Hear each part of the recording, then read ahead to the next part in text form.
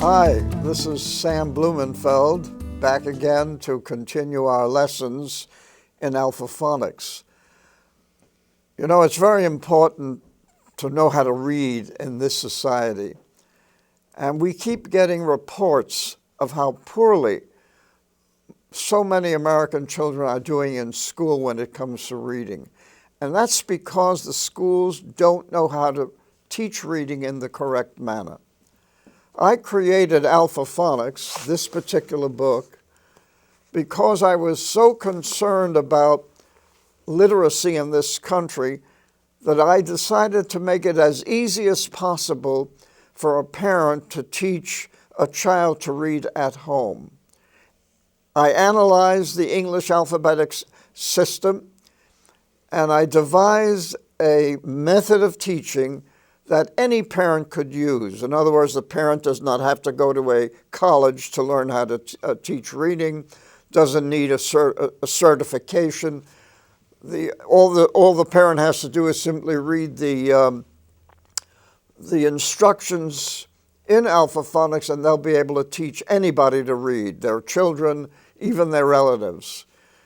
You know, many years ago, when I was in college, I decided to teach my mother to read. Now, my mother was an immigrant from Poland who had been orphaned very early in life, and so she never had any education at all, and she was totally illiterate. So I know what it's like to be illiterate. And so I decided by the time I was in college, I'm going to teach my mother to read.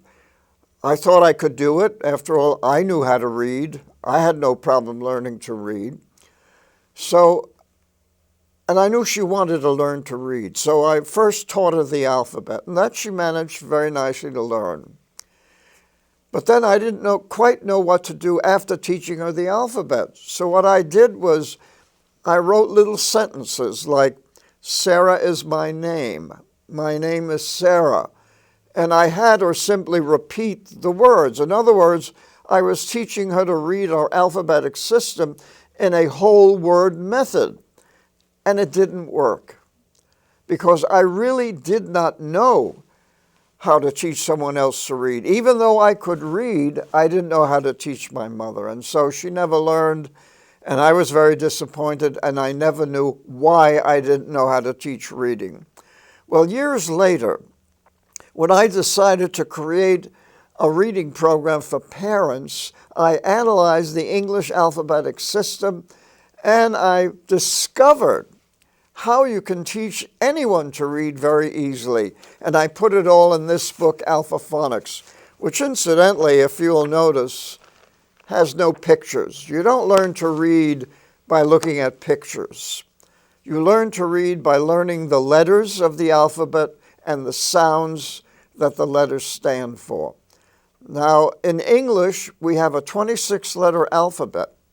But believe it or not, we have a language composed of 44 irreducible speech sounds. Well, how do you use a 26-letter alphabet to stand for 44 sounds? Well, what we do is some of the letters stand for more than one sound. And today we're going to start with lesson 29, in which we teach a consonant digraph, that is a sound in English represented by two letters. And in lesson 29, that consonant digraph is SH, which we all know stands for sh. So here we are, SH. And what are the words that we use in SH? It's the sound as in ash, shag, and this is a single consonant sound represented by more than one letter. Represented by two consonant letters. Now, if you have the Alpha-Phonics book in front of you, you will notice that we arrange the new words in their spelling families. For example, ash, bash, cash, rash, sash. And at the bottom of that column, you will see the word wash. Now, the reason why that's not pronounced wash, as a matter of fact, we don't have a word in English pronounced wash. So we put that word in a little box because there's a bit of a vowel, a slight vowel deviation, vowel sound deviation. Wash is really wash. And in the gush hush family, we have bush and push. They're spelled like bush and push, but they're pronounced bush and push. That's what we do that's the problem we have in English, but it's no big problem because these are very common words that are easily learned. Now in lesson 30, we take up the consonant digraph CH, which stands for the ch sound, as in chap and rich. And the thing is to read those words, learn them, and learn to spell them. Such words as chap, chill, chip. We all know about potato chips, chuck, chug, etc. So you can use the Alpha-Phonics lesson, that's lesson 30, to learn the CH words. In lesson 31, we take up the WH consonant graph, W, and it's pronounced as if it was spelled HWU, wh. And you can articulate it carefully to distinguish between the simple W, which is w, and wh, and wh. There may not be much of a difference in the sound. It's so subtle. For example, when we say when, which, where, what, whiff, etc. English is a very interesting language in its different sounds, and obviously the WH words were pronounced differently centuries ago. Well, anyway, in lesson 32, we review all of the words with the digraphs. Cash, what, ship, rich, shut, when, chick, whip, chap, etc. Read those words and put them in interesting sentences. As a matter of fact, in lesson 33, those words are in sentences. For example, Dan had fish and chips, or Don had fish and chips. Which dish has the fish in it? Dan has a chill. Bud has a rash, etc. Read those words, and I think you'll find it very, that you will have become practically a reader. And of course, write them in cursive, because as I've said before, when you write cursive, the letters are joined together so that your hand learns to spell as well as to write the words.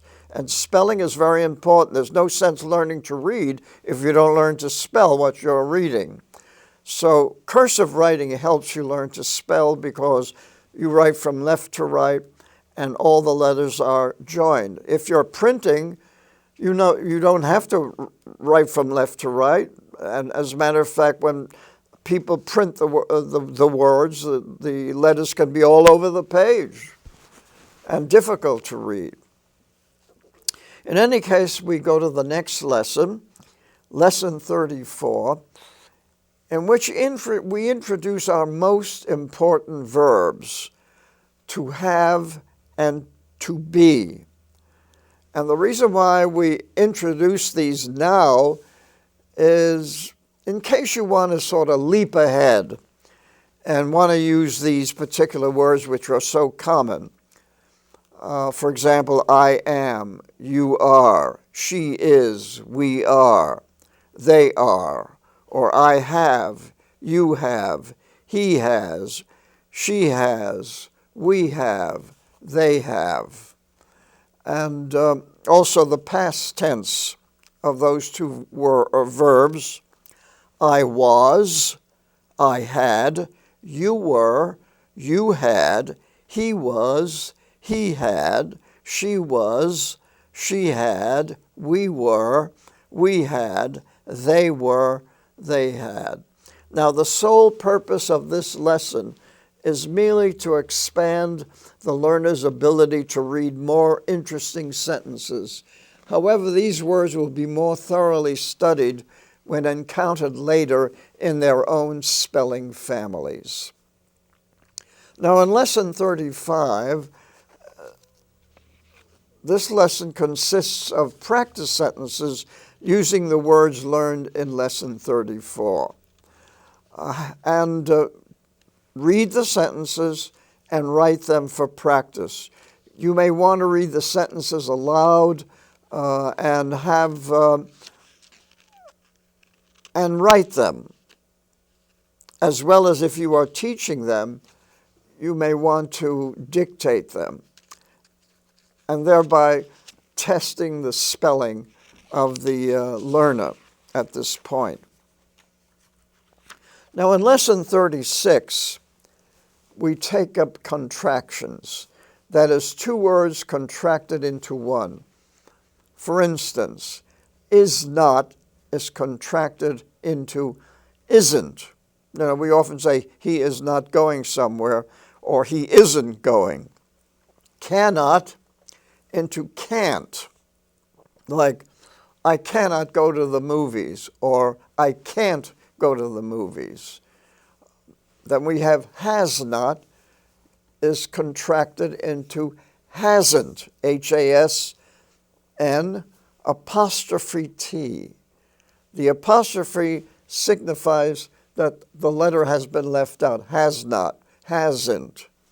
And we do that in English all the time. We have it is becomes it's.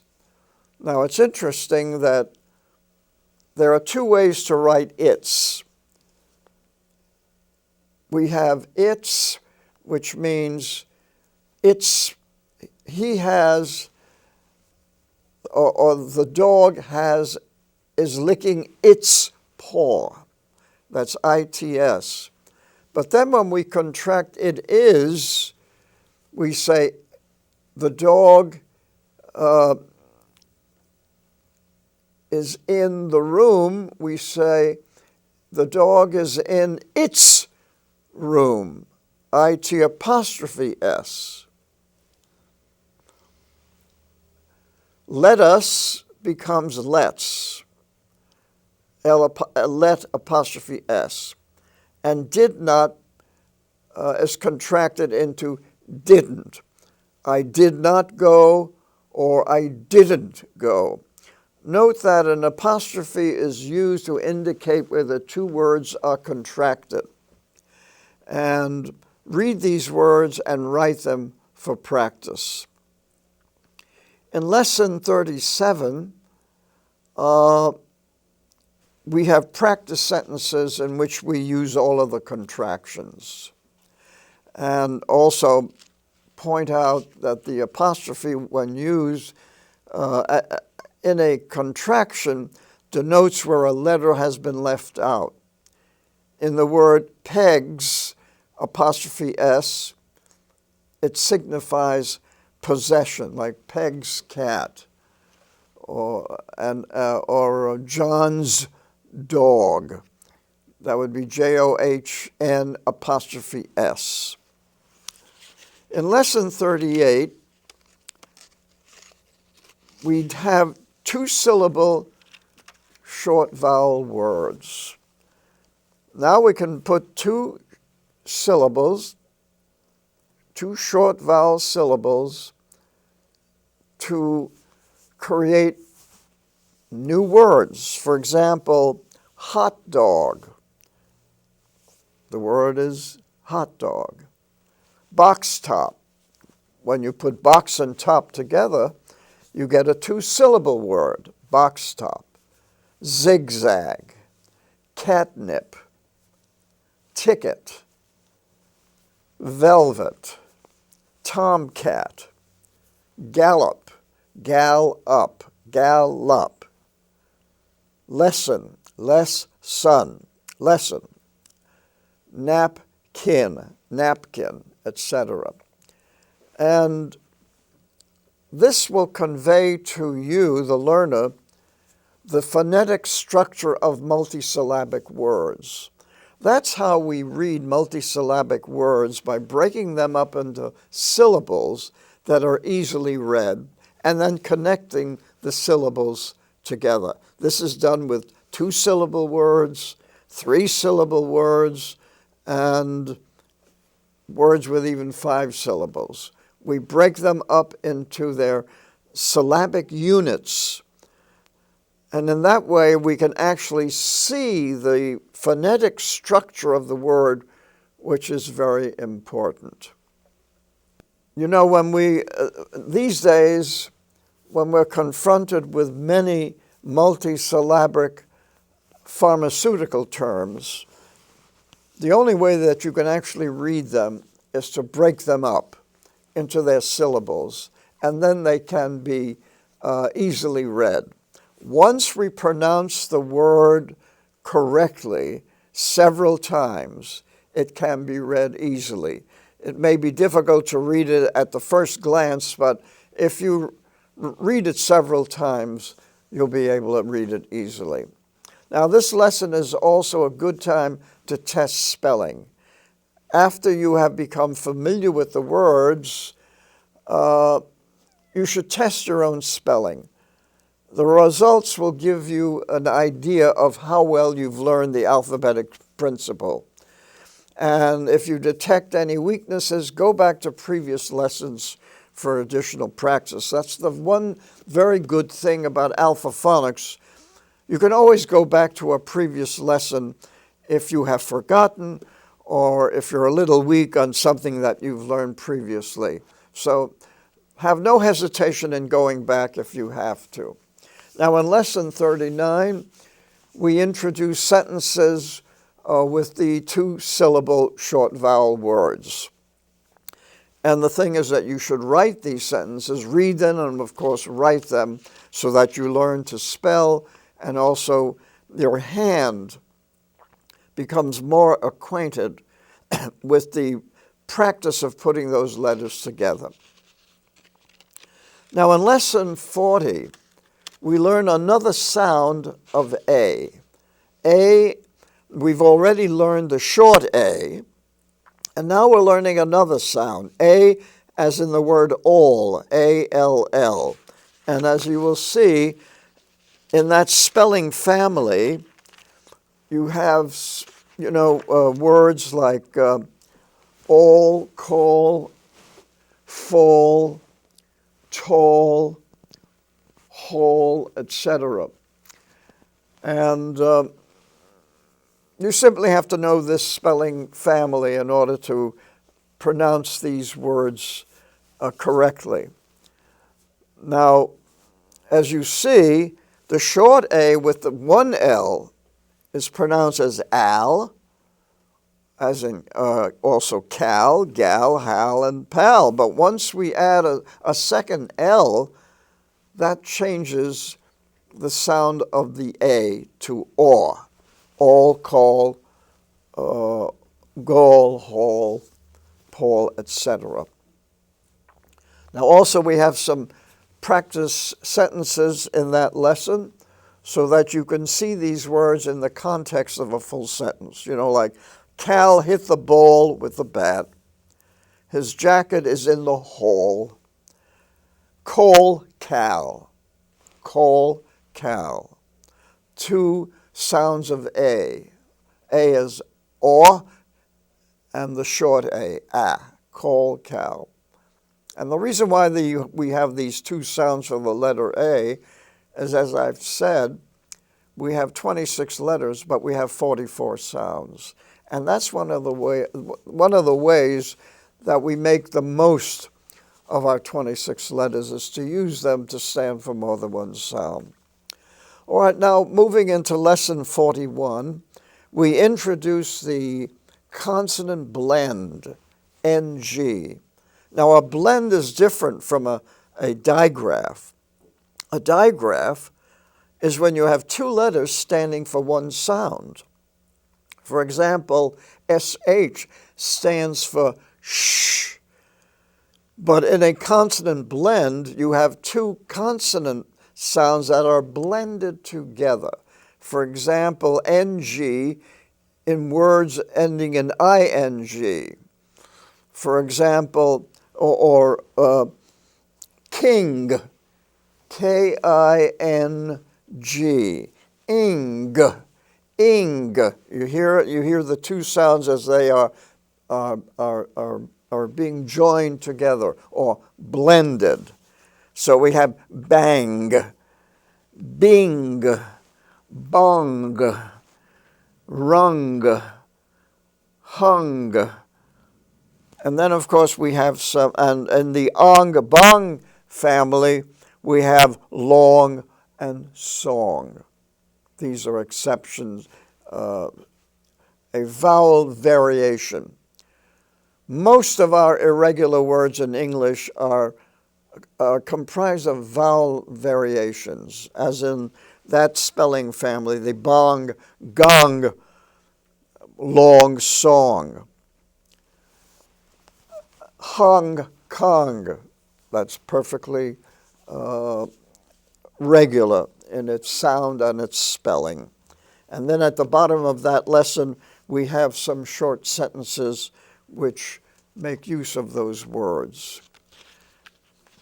Now, in lesson 41, we also show how the ing is used to expand these single syllable short words, short vowel words. At the beginning of that lesson, we introduced the name Washington and show how it's divided into three syllables: wash, ing, ton. So now you can see the phonetic structure of the word wash, ing, ton. You're not looking at a picture. You're looking at three syllables. Three sounds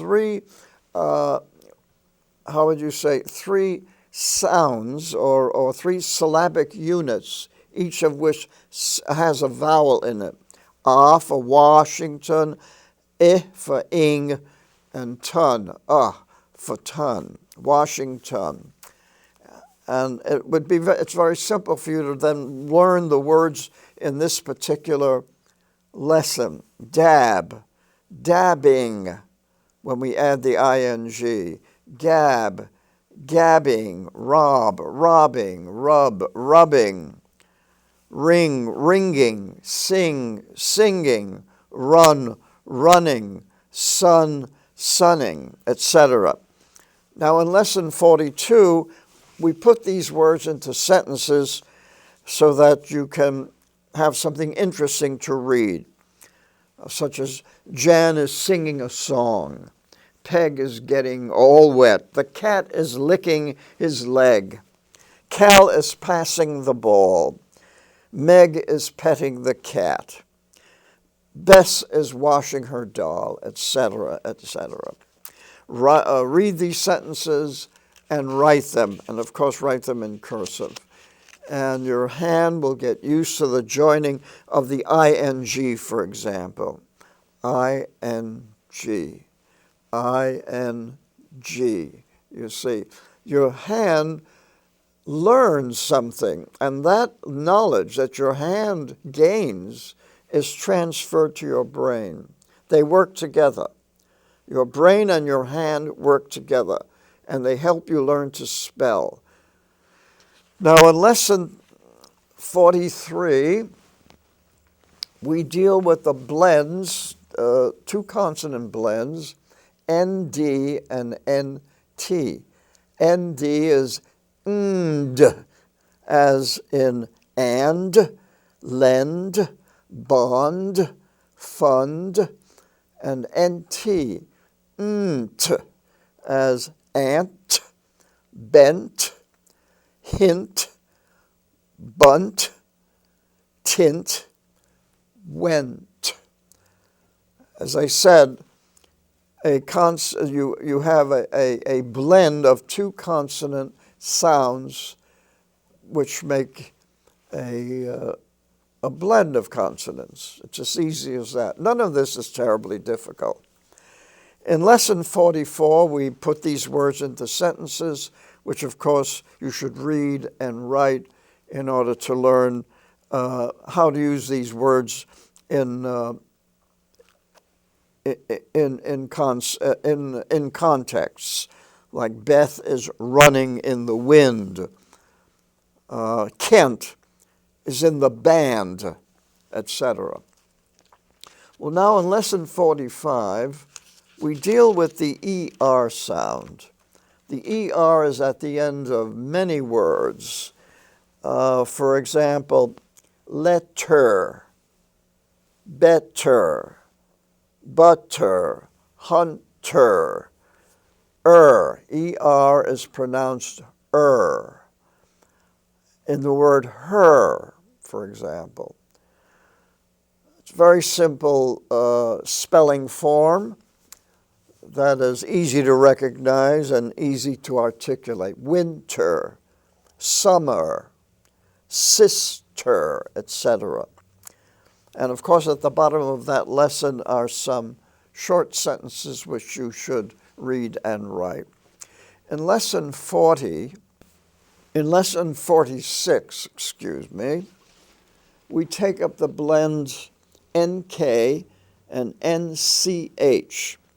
Now, NK is pronounced nk, as in sink, ink, junk. And we also take up NCH, which is a blend of a single consonant letter with a consonant digraph, ch. So we have N with ch, and we get inch, as in ranch, lunch, inch, punch, etc. And also in that lesson, we take up the NC combination, or blend, ink, as in the word zinc. Zinc could have been spelled Z-I-N-K. I don't know why it's spelled Z-I-N-C. These are things we don't know unless you study the etymology of words and find out how they were written, when they were first used, etc., how they were first spelled, etc. That's an interesting subject in and of itself, etymology of words. In lesson 47, we read all of these words in sentences, and of course you should read these sentences and write them in cursive. Lesson 48. We now are dealing with the consonant blends, final consonant blends, CT, FT, PT, and XT. And they are pronounced, the CT is pronounced kt, as in fact, act. The FT is pronounced ft, as in raft, left, lift, etc. The PT you will find in such words as kept, PT, put, kept, wept. And the ST you'll find in such words, the XT you'll find in such words as next and text. At the bottom of that lesson, you'll also find sentences in which those words are used. In lesson 49, we learn another batch of final consonant blends. SK as in sk, bask, ask, task, desk.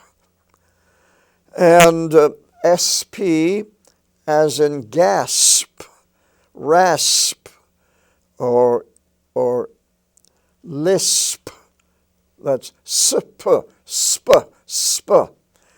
ST is pronounced st, as in cast, best, test, list, lost, dust, etc. And at the bottom of that lesson, you'll find sentences, short sentences, that use these words. In lesson 50, we learn another batch of final consonant blends: LB, LD, LF, and LK. LD is in such a word as bulb, LD in held, LF as in elf or golf, LK as in milk or silk or sulk. Now, there are some irregular words in these spelling families. For example, in the Held-Welds family, you have bald, B-A-L-D. The A there is pronounced as or. In the LF family, with such words as self and golf, you have calf and half. They're spelled with LF, but the L is not pronounced. So you have calf, a young calf. Half. I have half a dollar, half dollar. H-A-L-F is pronounced half, as if it were spelled H-A-F-F. And in the LK family, you have talk and walk, where the A is pronounced like the A in all. Talk and walk, even though it's in the milk and silk family. It's talk and walk, as if it was spelled T-A-W-K or W-A-W-K, walk. Now, in lesson 51, we have three more consonant blends, final consonant blends, the LM, LP, and LT. LM is pronounced as in elm or film. LP is pronounced as in help, gulp, pulp.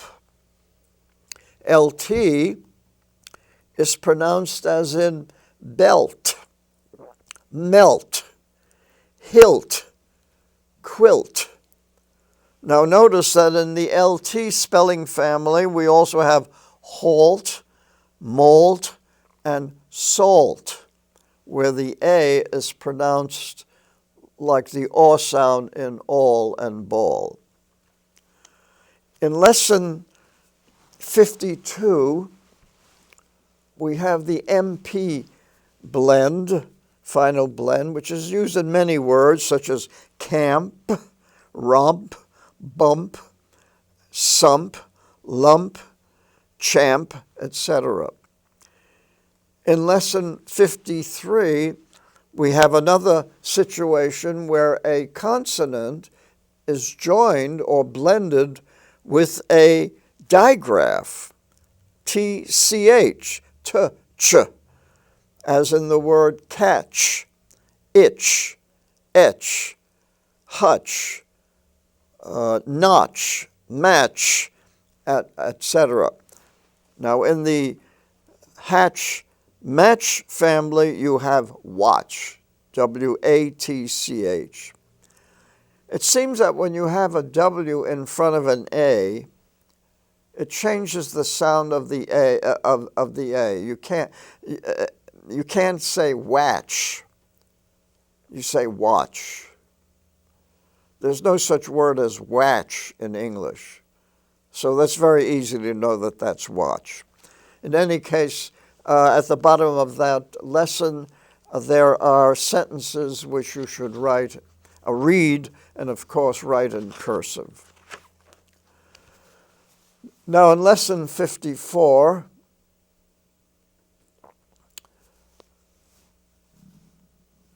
we have the DGE and the NGE. Edge, as in the words madge, edge, wedge, tinge, and also, now the reason why that spelling you have a DGE is to make sure that you pronounce the G in the J form rather than the G form. As you know, the letter G stands for two sounds. The consonant G stands for J, as in gent, gin, gel, and also it stands for the G sound, as in get, got, gut, etc. By adding the E, you know that it's not pronounced bing, it's pronounced binge. It's not pronounced sing, it's pronounced singe. And so these different spelling forms help us pronounce the words correctly. In lesson 55, we have the same kind of situation where we add an E to a blend, ns, and also NSE.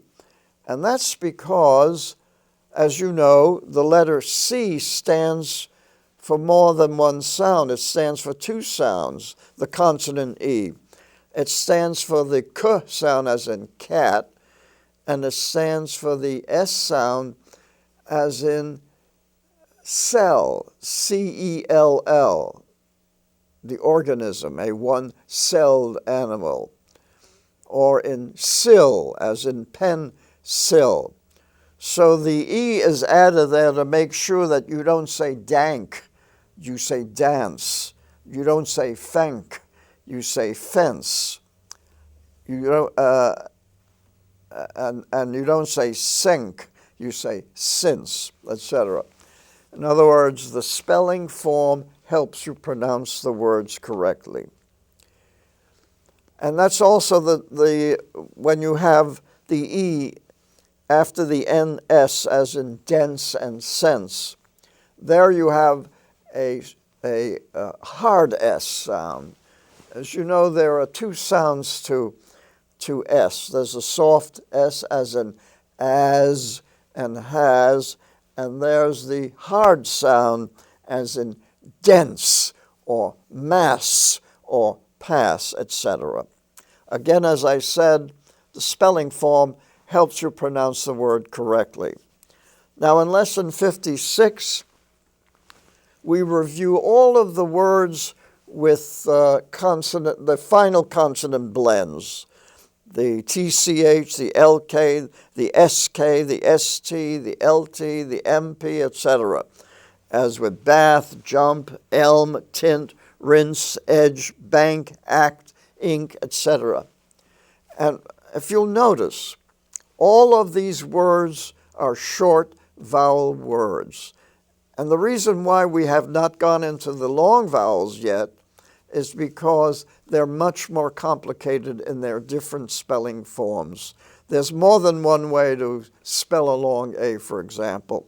So by concentrating, by using only short vowels to teach all of these blends, we expand our vocabulary and we'll be able to read the long vowels much more easily. We'll be able to learn them later on. Now in lesson 57, we take these these blends, these short vowel blends, and put them into two-syllable words, or show them in two-syllable words, like contest, sandwich, selfish, dentist, punish, dustpan, chopstick, etc. Now, you can always take these words and make interesting sentences with them.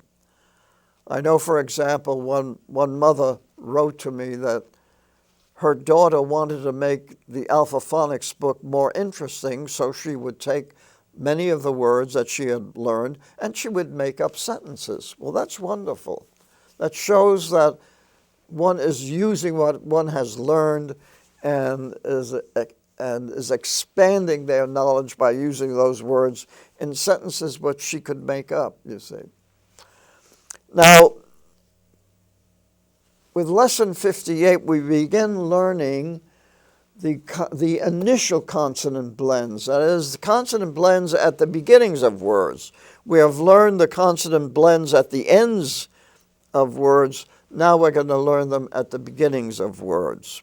And the first one we learn is BL in Lesson 58, and BR.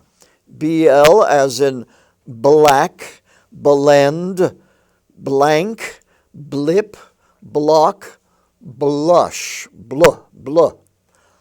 Or the BR as in bran, brick, brim, brunt, broth, brisk. They're easy words to learn. In Lesson 59, we take up the CL and the CR, as in such words as class, click, club, clock, clock, clamp, clam. And with the CR initial consonant blends, they're used in such words as crab, crash, crick, crust, crop, etc. Now, you can make up all the sentences you want with these words. Write them, write sentences with them. You're free to do anything you want with what you have just learned. In Lesson 60, we take up the DR and the DW. DR, dr, as in drab, drag, drill, drum, and DW as in dwell or dwelt, etc. In Lesson 61, we learn the initial consonant blend FL, as in flab, fled, flip, flush. Easy to learn. In Lesson 61, we take up the FR consonant blend, frost, from, Fred, frog. In Lesson 62, we take up initial consonant blends GL, GR, and GW, as in glad, or glum, or glass, or the GR, as in grad, or grim, or grudge, or grasp, or grip, and of course GW in the name Gwen. Now in Lesson 63, we take up initial consonant blend PL, pl, as in plan, plot, plum, and PR, as in press, prim, prom, print. In Lesson 64, we take up the SL consonant blend, as in slab, slap, slept, slid, slink, slot. or slung, etc. There are so many words you learn by simply learning these consonant blends. You're expanding your vocabulary, your reading vocabulary, incredibly fast. Now, in lesson 65, we have a case of an initial consonant blend where we use a digraph, SH, and then a consonant as in shra, as in shrill, shrimp. We all know what a shrimp is. Shrug. We also learn SM, sm, as in smack, smell, smug. And the consonant blend SN is used in such words as snack, snap, snub, snug. In lesson 66, we take up the SP, SPL, and SPR consonant blends. Now these are, the SP is a blend of two sounds, two letters, two sounds, as in span, spin, and spot. But SPL is a blend of three sounds. S, P, L, splash, splint, split. The SPR is also made up of three consonant letters blended together, as in spring, sprint, etc. So you can see how our language is put, how the alphabetic system permits us to read words by knowing the sounds of the letters and seeing how they can blend together in certain words. In lesson 67, we take up the initial consonant blends, ST and STR. ST is very commonly used in such words as step, staff, stop, still, or staff. STR, again, is a case of three consonant letters, three consonant sounds being blended together. S, t, r, as in strand, strap, strip, strut. In lesson 68, we take up the initial consonant blends SW, SC, SK, and SCR. In SW, we have words like swam, swim, Swiss. With SC, we have such words as scam, scan, scuff. With SK, we have such words as skip, skim, skunk. And SCR, again, is a case of three consonant sounds being blended together. S-skra, as in scram, scratch, scrod, script, etc. In lesson 69,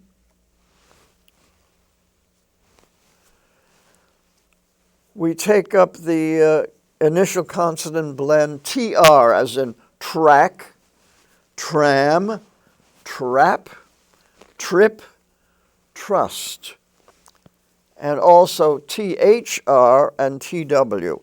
THR, of course, is a case of a consonant digraph with a blended with a consonant, R, in such words as thrash, thrush, thrift, thrift, thrill. And with TW, we have such words as twang, 12, twin, twist, and twitch. In Lesson 70, we review all of the blends that we have learned, the beginning blends and the final blends. Read all of these words, learn to spell them, write them in cursive, and of course in Lesson 71, all of these words are put into sentences which you can read and enjoy. Each sentence is a little story in and of itself.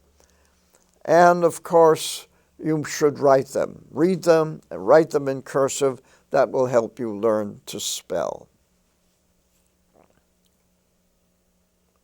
Well, we've gone up to Lesson 71. In our next group of lessons, we will take up the long vowels. But I think we have learned enough at this time for you to absorb these, because learning the long vowels will require much more difficult spelling forms. And so I will end the Alpha-Phonics lesson up to 71, and we will start the next batch of lessons with lesson 72. But before I end this particular batch of lessons, I want to draw your attention to a very interesting fact. You know, I have written and I have proven that the methods used in our schools to teach children to read, that is the look-say method, causes dyslexia. Now, the look-say method was created by the progressive educators early in the last century. And of course, they tried it out in private schools first before they put it in the public schools. But you know, we learned very early that these teaching methods, these methods of teaching reading, could cause dyslexia. How? Because John D. Rockefeller Jr. was very much intrigued by progressive education, and he donated $3 million to the Lincoln School, which was created in 1917, because he so much admired what the progressives were doing. And he sent 4 of his sons to the Lincoln School to be educated. And would you know that those 4 sons came out of that school becoming dyslexic? Nelson, Lawrence, Winthrop, and David Rockefeller all became dyslexic because of the way they were being taught to read in the Lincoln School. Isn't that amazing that the richest boys in America became dyslexic because their father put them in a progressive school where they taught them to read by the whole word method? So we've known as early as that time that the look-say method could cause dyslexia. But in those days, they never blamed the teaching method. They just assumed that there was something wrong with the children. Now, I hope that you're not one of these individuals who was taught to read by the whole word method in your public school and thereby became reading disabled or functionally illiterate or dyslexic. But here you have the opportunity to correct the handicap that you were given by your school. You can get rid of that handicap of dyslexia, that handicap of functional illiteracy or of reading disability by relearning to read with Alpha-Phonics. And so with that thought in mind, I hope that you will stay with us and complete the Alpha-Phonics program, because at the end of this program, you will know how to read. And of course, I strongly urge you to get hold of a copy of the Alpha-Phonics book so that you could learn to read at your leisure. You don't have to use a computer. You don't have to stare at a monitor. You can actually learn to read at home, whenever you want, wherever you want, traveling, at the beach, or whatever. Thank you for watching this program, and I look forward to seeing you again for the next final lessons of Alpha-Phonics.